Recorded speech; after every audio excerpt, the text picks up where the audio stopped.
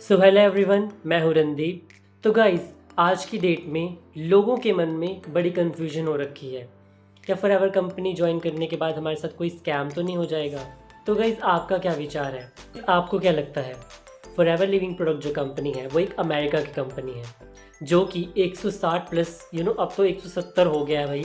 170 plus देशों में वो रन कर रही है और 47 प्लस ईयर इसको हो चुके हैं। इतने सारे लोग इस कंपनी में काम कर रहे हैं, हम लोग भी कर रहे हैं।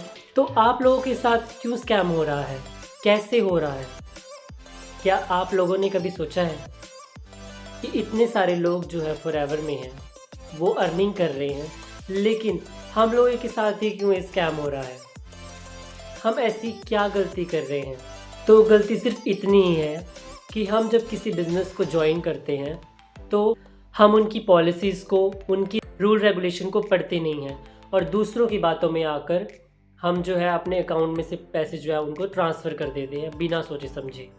अगर आप कंपनी की पॉलिसीज़ पढ़ेंगे तो कंपनी की पॉलिसीज़ क्या कहती है कि किसी के भी अकाउंट में पैसे ट्रांसफ़र मत कीजिए। आपको फॉरएवर ज्वाइन करने से पहले सबसे पहले आपको फॉरएवर की पॉलिसीज़ के बारे में पता होना चाहिए, जैसे कि आप फ्री में रजिस्ट्रेशन वहाँ पे करवा सकते हैं। तो ऐसी बहुत सारी जो चीज़ें हैं जो आपको पता नहीं होंगी जब आप फॉरएवर ज्वाइन करते हैं या फिर करने वाले हो रहे होते हैं।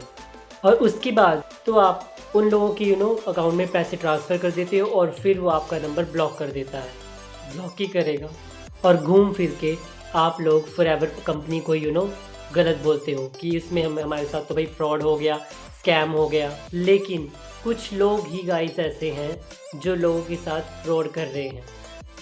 तो प्लीज़ आप इन स्कैम्स, फ्रॉड से बचिए। फॉरएवर एक बहुत ही जेन्युइन कंपनी है, हम भी इसमें वर्क कर रहे हैं। फॉरएवर की पॉलिसीज़ जो है बिल्कुल जेन्युइन है।